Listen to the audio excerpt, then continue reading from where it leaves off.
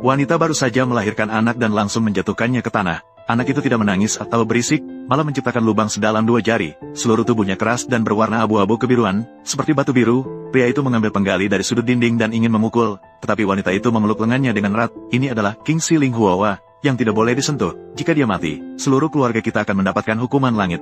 Pria sangat marah sampai pembuluh darah terlihat. Ia menendang ember kayu di dekat kakinya, mengumpat dan pergi menutup pintu untuk membangun rumah. Malam itu ia membawa anak ajaib ke kandang babi di halaman belakang, melemparkannya ke tumpukan jerami. Monster seharusnya tinggal bersama hewan ternak. Jangan kotorin lantai rumah. Anak ajaib itu sudah berumur 5 tahun, warna biru di seluruh tubuhnya belum hilang sedikitpun. Suaranya ceria tetapi pikirannya lebih tajam daripada orang dewasa. Setiap hari ia menggantungkan diri di pagar kandang babi melihat ayah dan ibunya bekerja.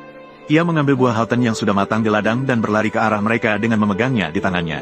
Mengangkat wajah kecilnya dan menyerahkan kepada pria itu. Ayah, ini manis, coba rasakan. Pria itu mengangkat tangannya dan mengusir buah halten yang jatuh berhamburan. Ia merasa kecewa, barang yang pernah disentuh monster dianggap kotor. Anak ajaib itu berjongkok di dalam kandang babi. Lingkaran matanya merah bersinar. Meski tidak ada setetes air mata yang jatuh, dalam waktu kurang dari setengah bulan desa mengalami kekeringan besar. Air di sumur sudah habis, saluran sungai juga kering retak. Pria itu membawa ember air ke sungai besar yang berjarak 20 li. Bolak-balik berjalan seharian hanya bisa membawa pulang setengah ember air keruh. Pria itu pergi sebelum fajar, dan baru kembali saat malam gelap. Air di ember hanya tersisa di dasar. Kelelahan terbaring di ambang pintu sambil terengah-engah. Anak ajaib itu berteriak di kandang babi. Ayah, jika kita gali 3 kaki di bawah pohon jati tua, pasti akan ada air.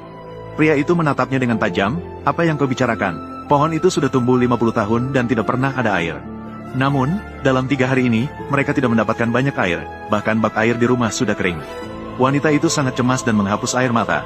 Pria itu tidak punya pilihan lain, membawa cangkul dan pergi ke bawah pohon jati tua, menggali kurang dari 3 kaki. Tanah basah mulai muncul. Setelah menggali 2 kali lagi, air mata air yang jernih mulai merembes keluar dari tanah. Menyeduh dan minum seteguk lebih manis daripada air sumur. Wanita itu segera mengangkat anak ajaib dari kandang babi, membersihkan kotoran di tubuhnya dengan air hangat dan ingin membawanya masuk ke dalam rumah untuk tidur. Pria itu tampak serius. Tidak bisa, siapa yang tahu apakah dia menggunakan sihir atau tidak, biarkan dia tidur di gudang kayu dulu. Namun, malam itu pria itu membawa sehelai selimut tua, diam-diam mendekati pintu gudang kayu, meletakkan selimut itu dan kembali, tidak mengucapkan sepatah kata pun. Anak ajaib memeluk selimut sambil tersenyum lebar, memanggil bayangannya. Terima kasih, ayah. Langkah pria itu terhenti sejenak, tidak menoleh, tetapi hatinya terasa hangat, seperti memegang kompor kecil. Saat makan, api gaib masih harus duduk di depan pintu gudang kayu. Wanita itu diam-diam memberinya sepotong roti jagung, tetapi dia segera mengembalikannya ke tangan wanita itu. Ibu masak, ibu yang makan. Suatu ketika, wanita itu merebus 2 butir telur, dan saat tidak ada orang yang memperhatikan, dia memberikannya kepada api gaib. Namun, api gaib membawa telur itu pergi untuk mencari Nenek Li.